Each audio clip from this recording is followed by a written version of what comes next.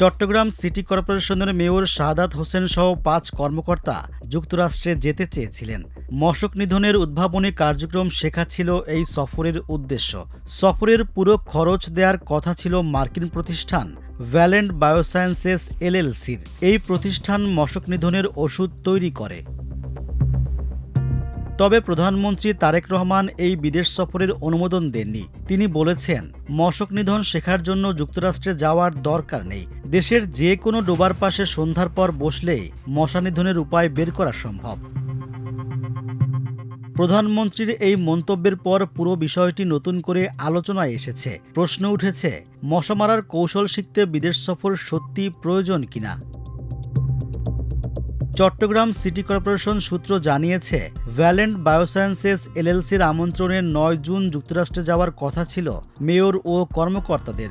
দেশে ফিরে আসার কথা ছিল ১৬ জুন। এ সফরে যুক্তরাষ্ট্রের শিকাগো ও ফ্লোরিডা রাজ্যে ভ্যালেন্ট বায়োসায়েন্সেস এলএলসির ল্যাব ও কারখানা পরিদর্শন কর্মসূচি অন্তর্ভুক্ত ছিল। চট্টগ্রামেও এই ধরনের ল্যাব স্থাপনেও আলোচনার প্রস্তুতি ছিল প্রতিনিধি দলের। বিদেশ সফরে প্রধানমন্ত্রীর অনুমোদন না পাওয়ার বিষয়ে গণমাধ্যম কর্মীদের সঙ্গে কথা বলেননি সিটি কর্পোরেশনের মেয়র শাহাদাত হোসেন। তবে ২ জুন এক বিবৃতি দেন তিনি। এতে বলেন, মশক নিয়ন্ত্রণ ও জনস্বাস্থ্য সুরক্ষার ক্ষেত্রে আধুনিক ও কার্যকর প্রযুক্তির সম্পর্কে জানার আগ্রহ থেকে বিভিন্ন সম্ভাবনা নিয়ে আলোচনা হয়েছিল। তবে এ বিষয়ে সংশ্লিষ্ট মন্ত্রণালয় ও সরকারের পক্ষ থেকে যে সিদ্ধান্ত গ্রহণ করা হয়েছে, আমি তার সম্পূর্ণ শ্রদ্ধার সঙ্গে এবং সন্তুষ্ট চিত্তে মেনে নিয়েছি। যে বিদেশি প্রতিষ্ঠানের অর্থায়নে মেয়র ও কর্মকর্তাদের যুক্তরাষ্ট্র সফরের প্রস্তাব করা হয়েছিল, সেই প্রতিষ্ঠানের উৎপাদিত ওষুধ ৮.৫ মাস আগে কিনেছে চট্টগ্রাম সিটি কর্পোরেশন। গত বছরের সেপ্টেম্বরে বাংলাদেশের প্রতিষ্ঠান ফরাস পেস্ট কন্ট্রোলের কাছ থেকে ৩,৬৪,০০,০০০ টাকার বিটিআই কেনা হয়। এটি মশার লার্ভা ধ্বংসকারী ওষুধ।